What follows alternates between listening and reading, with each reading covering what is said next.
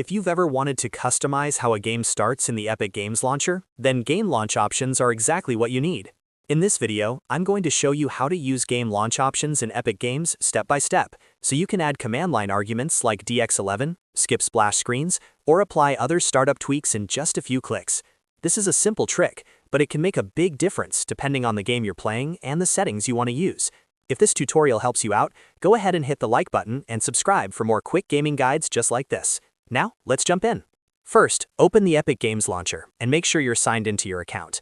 Once you're on the main screen, look to the top right corner and click on your profile initial. From the menu that appears, select Settings. This is where Epic keeps a lot of your launcher and game-specific options. After the Settings page opens, scroll down until you find the Manage Games section.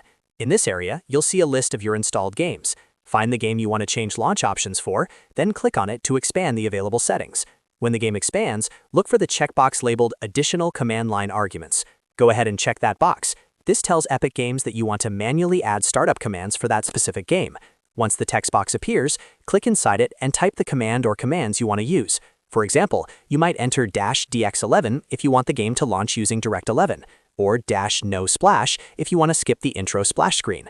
Depending on the game, there may be different commands that improve performance, reduce startup time, or change how the game behaves when it launches. Just make sure you only use commands that are supported by that game. After you've entered your command, take a moment to double-check that everything is typed correctly. Even a small typo can prevent the command from working. Once that looks good, go back to your library, find the game again, and launch it normally. When the game starts, it should now use the launch options you entered in the settings. And that's it! You've successfully used game launch options in Epic Games Launcher. It only takes a minute once you know where to look, and now you can customize your game startup much more easily. If this video helped, make sure to like the video and subscribe to the channel for more easy Epic Games tutorials, gaming tips, and setup guides. Thanks for watching, and I'll see you in the next one.